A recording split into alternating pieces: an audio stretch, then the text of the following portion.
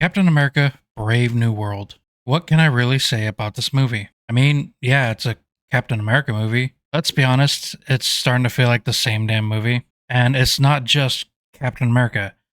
At this point, it's all Marvel movies. But let's talk about the movie at hand. Don't get me wrong, I was super excited for Anthony Mackie to finally get his own Captain America movie. I mean, sure, he had a TV show or mini series or whatever Disney is calling it, but finally, a big box office movie. So we have a new, well, not new, but newer Captain America, a new Falcon, and a new Black Widow, apparently.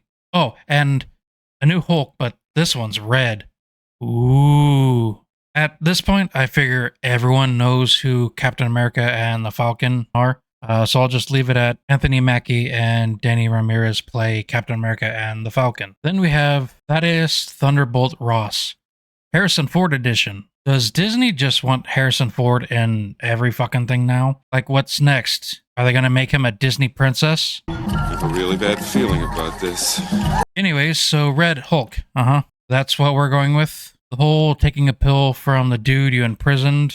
Really? It's like taking LSD from the shady stranger you met in a nightclub. Because that tracks. Like, how did you not see the dude putting something else in it? That just feels like common sense, but okay. Also, are they like planning on having him in a Thunderbolt movie or something? Because, well, maybe not now because how poorly... You know what? Never mind. But I will say the whole body heat catching things on fire when they get close to him, that was kind of cool. If you're curious about the comics, here's a quick and dirty breakdown. So the Red Hulk came into being in the comic book Hulk 1 from 2008 by Jeff Loeb and Ed McGuinness. Best last name ever, just saying. In the comics, Ross's identity as the Red Hulk is hidden for a while, but in later volumes, his identity is revealed or something. Anyways, Ross is turned into the Red Hulk by villains The Leader and MODOK. The bargain was he gets turned into the Red Hulk to help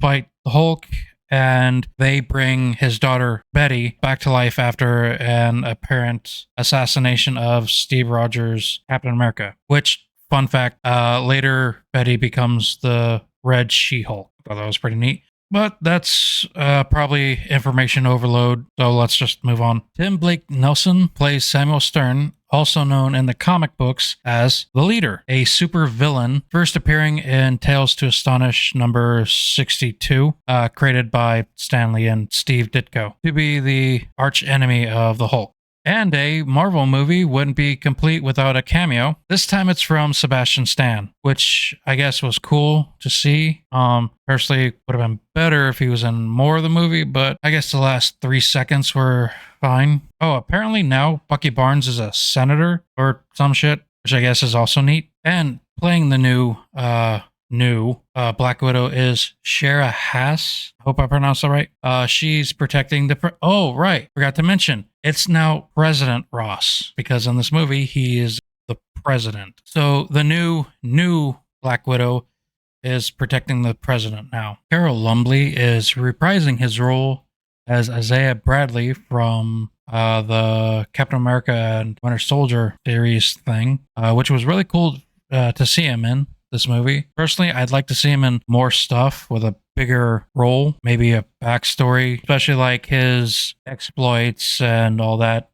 And hopefully for him to also be maybe not a Captain America, but something along those lines, you know, with his own superhero name and whatnot. I think that'd be really cool to see. Then we got Giancarlo Esposito. Wow, that's a fun name to say. Playing Sidewinder. Wait, is this the same Sidewinder who has a cloak that allows him to travel through interdimensional space? Where the fuck was that? That sounds awesome. So if it's the same character as in the comics, the Sidewinder in the comics has a cloak that allows to, well, basically teleport him roughly 50 miles in like one jump, and he can repeatedly do that without strain. Although that distance reduces to roughly 10 feet if he's transporting someone else too. Also, he has a snake-themed costume, which is basically body armor. That would actually be really cool to see in the movies too. Sidewinder and his actual comic accurate portrayal. That would be awesome.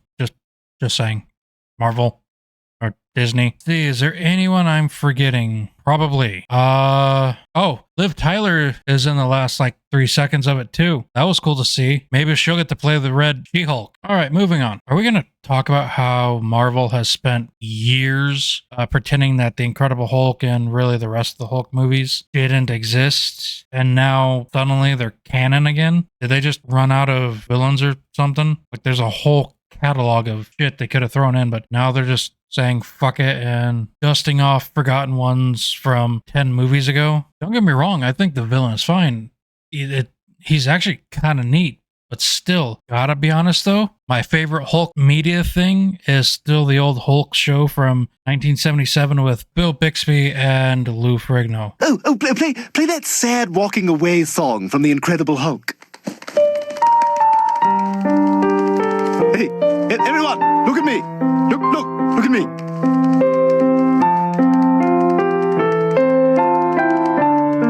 Just saying. At this point, if you want to skip ahead, I don't blame you because the next part's basically not a rant, but anyways, I'll just put a timestamp on the screen and you can skip if you want. Lately, it just seems like Marvel movies have just been going through the motions with a checklist of things, almost like Marvel movies have lost their soul at this point. Just pushing out movie after movie, the same story over and over again just to make money. For as far back as I can remember, I was one of the biggest Marvel supporters. I went and saw every movie that they had. I bought all the memorabilia, t-shirts, movie popcorn tins. I mean, you fucking name it, I bought it. And to see, any of the Marvel movies in the early 2000s as a kid, just looking up at that giant screen and watching the magic unfold, these almost mythological beings rivaling tales of Heracles and all the other myth giants. I mean, it was almost a religious experience. I can hardly put into perspective how that felt, though I probably don't have to because I'm sure most of you felt the same exact way. For the longest time, I continued to feel the same way in at least some small part. Even when people started hating on Marvel movies, I continued to be a supporter. But I don't know, around when COVID hit, when we stopped being able to go to movie theaters, well, for me, it wasn't just COVID, which, yes, it did play a big part, but the price of tickets for movie theaters just kept rising, and my budget didn't allow for that expense anymore. And that is around the time, at least I believe, that Marvel started to lose their magic. And at this point, it feels just like rinse repeat stories, the same fucking 2 or 3 stories just over and over and over again. It's just, what's the point? Why should I go pay to see a movie in the theaters when I can just stay at home and watch a movie that I already own for free? I don't know. Maybe one of these days Marvel will get their head out of their ass and realize that, we should actually start caring again, not just about the money, but actually the movie. And don't get me wrong, I don't think it's just on Marvel. Some fans are a little extreme, I'll put it that way, which I don't blame them. When it's your favorite thing, it's hard not to get worked up. But we gotta remember, they're people too. They're gonna make mistakes. So this movie, I wouldn't say you know what?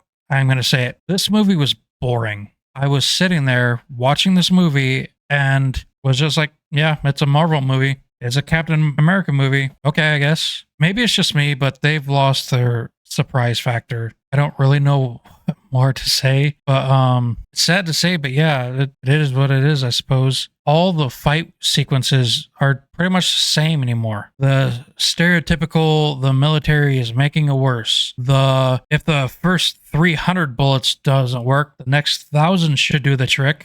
If you can't do it with one bullet, don't do it at all. I mean, come the fuck on. Oh, look, this person is doing that thing. Oh, now he's flying. I've never seen that before. I mean, even the fight scenes have just become repetitive. He throws a shield. He jumps in the air and punches the dude. He gets hit back. It's all the same shit. This was another movie I really wanted to like. And yet again, look, I'm not saying it's a bad movie. I'm not. I'm just trying to say what am I trying to say? I don't know. There's still a part of me that really wants to like this movie, but the rest of me it was boring. I mean, sure, it's pretty to look at, but when there's not much substance, but I could just feel this way because I'm pretty much burnt out on Marvel and Disney movies at this point. Sad to say, but it was the same thing with Kraven the Hunter. This one, I recently watched Venom: The Last Dance. That one was actually better, not as boring or as stereotypical, but I don't know. So I think if you don't have Marvel burnout, then you will probably like this movie, possibly even really like this movie. As I said a bunch of times, it's not a bad movie. It's just kind of boring, but that's just me. This is probably another one of those watch it if it's free type things for me. So I have sort of a rating system now. So it goes love. I will watch it multiple times a year, at least. Like, I'll probably watch it a few times. All right, watchable if there's nothing else on, or probably a once a year film. Mid, indifferent, probably won't watch it again unless I'm with a friend or family who wants to watch it, and I guess. And then dislike. I will never ever fucking watch that movie again. For me, Captain America Brave New World is a alright watchable. For me at least. If it's free, give it a shot. But if you're feeling Marvel fatigue, you're not alone. Hopefully Marvel will just up their game again. Maybe they just need a fresh restart or something. I don't know how they would save this. Oh, I have an idea. Caring again. That would be a good start. And with that, thanks for watching, and I hope to see everyone in the next one.